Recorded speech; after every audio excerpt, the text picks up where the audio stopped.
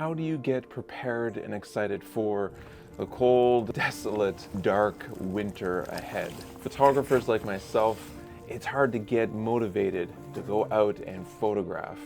And so I have a list of ideas and things that you might want to get, especially before the holidays, to help you get excited about photographing in these epic times. And I say epic because sometimes the wildest, craziest moments out in nature that other people are tucked away inside, you manage to get this award-winning photograph. So with that, let's get started. If you are new to this channel, my name is Shannon and I'm a full-time photographer in beautiful British Columbia. Whether you're here to learn, be inspired, or simply enjoy some stunning visuals, you've come to the right place. Subscribe to my channel if you want to see more videos like this. First snowfall is a perfect time to get out and photograph. The snow is fresh and clean. You can get really cool scenes where the water isn't frozen yet, like lakes, where you can use a polarizer and you can see down to the rocks, or you can showcase the beautiful colors within that lake paired with the snow. Another thing to capture is the changing of the seasons, where you have the fall leaves paired with fresh snow. And sometimes you don't always get it, like the window is quite short and you need either an early winter to arrive or a great fall where the leaves are still hanging on to be able to get the two. Now, on the opposite side of that is extreme cold conditions. We're talking like -30, -40, where you get frost all over the fur of animals. So if you go to Yellowstone in February, this is where you're gonna get frigid temperatures and that bison all frosted up shot is gonna be there waiting for you. Photographing the breath of a bird. Now, red-winged blackbirds are, I think, the best subject to photograph for this because they got a really nice long song that they sing. And you want to be out photographing where it's frosty out. It might even be down into the negatives for Celsius, or like 28 degrees Fahrenheit. And if you have a darker subject in the back and the sun is out, then you can really see the breath of the bird. So be out during those temperatures. Here in Victoria, it's usually in like December or January, whenever it gets cold enough, because it doesn't usually get, below freezing too many times of the year.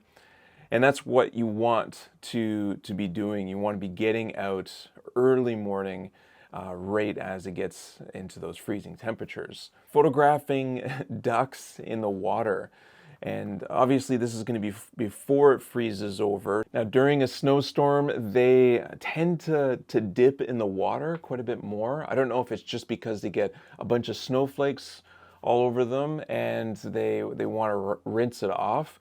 But I've gone out photographing at my local pond here during, the first 2 or 3 snowfalls or really cold temperatures, and it is a lot of fun to photograph the hooded mergansers and the wood ducks. Now here on the west coast of British Columbia, you have what is called waterfall season. So we don't really get snow unless you're up in the higher elevations, or at least it's rare here to get snow that really sticks. So a great thing to do is to go along the coastline to capture beautiful waterfalls cascading off into the ocean or along the coastline. And then there's also storm watching. You got these big waves that roll up onto the beach. And so that is something to be excited for. You just need to have all the right rain gear and warm layers to enjoy the moments. Gloves. Photographers need really warm gloves if you're going to be photographing in really cold climates. These ones are from the Heat Company, and they have, leather here on the front, super warm on the inside, and then you can flip these back to a magnet to reveal your fingers, and then there's one for your thumb, which is probably the most important thing with these gloves, is being able to push buttons on the back button focus is really nice. Now, these come with other layers too. So there's this main beefy layer, super warm, but you got these gloves as well. They're a lot thinner. They still hold in the heat really well, and they've got actually pockets on the back here. So you can put in one of those shakeable heat packs, slide them in here, and it keeps everything really nice and warm. Now these fit inside these warmer gloves, and so you can expose your fingers and still have, you know, some warmth and gloves on there. So I used these so much last year during my trip in Yellowstone, and then you know, finishing this springtime, winter and springtime, these were really handy. Now there is one more layer that can go over this, and it's just like one big seamless mitt, and that is just another protective layer. I don't know where it is right now, but if I find them, I'll mention it in the video. Because as you can see, I am in a new studio. It's been quite the work getting up here. Now this is my old office space, and there's a lot of work that needs to be done. So the wood that you see here was from a big desk that I had over there. So right here is where I had my computer, my old desk, and that is now upstairs. Woo! I got a new desk. So this used to be old flooring. I had it actually as a workbench, and so I decided to take my desk that I had downstairs and put this on it. Now, why am I telling you about my studio and the different things that I'm doing and creating here? Well, I think this is part of the creative workflow. You can get some burnout, and I've had a bit of a burnout lately. Not wanting to post on social media and slowing down my episodes here on YouTube. So I wanted to share some of the things that I've been doing, like that cool new door that I put in from my wife's aunts, or, you know, my workbench. All of these steps are getting me excited about my creative workflow back home, not just in the field. Now I also put a door in the floor. Now this was here before I moved up into this office. There's a stairway that comes downstairs. Now believe it or not, this floor is 3 feet above the ceiling down below. And so there's some storage space here, which is really cool. So I'm gonna actually remove these stairs. I'm gonna put in a new floor here that's soundproof, and I'll have a storage area here. So in the meantime, this is just a cool little door in the floor storage space. I made a calendar. This one's for last year, and it looks great. Check out the color, the detail. Now I didn't make this calendar to sell. I only did a few for myself, family, friends, and that was it. And it's a really, really nice calendar. The landscape photos look really great, and the wildlife. And if you can see, the color here is just beautiful. Really nice detail, great contrast. I got this calendar done by Vistaprint. They are not sponsoring this episode, and I'm not a huge fan of Vistaprint for most of their products, but for this calendar, I was quite amazed. And you can customize this. You can make the pictures bigger, smaller. You can add a bunch more. I actually have another one that I did for, you know, my family. So it's a bunch of photos that I just customized and put on here. So you can do whatever. I just think that this is a great gift to give to someone. I also got the premium with the gloss, so it gives it a bit more of a punch in the color.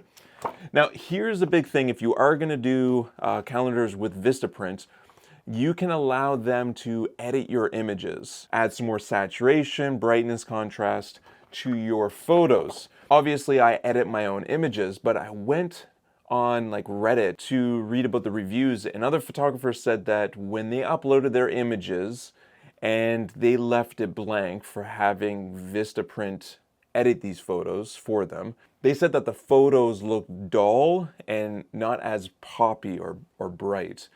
So I thought, you know what, I'm going to have Vistaprint do what they need to do for their printing process and the type of paper to get it to where it looks right for me.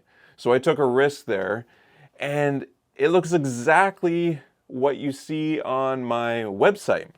But yeah, look at that. Very cool. Now, another piece of equipment that has really helped getting me out shooting and a bit more creative is a monopod. I mean, this one comes with the feet right here, which, I mean, you can just fold back up and use it as a monopod. And this is by iFootage. I've got actually two of them. The camera that I'm filming on right now is actually on the other one, and they're a bit different from one another.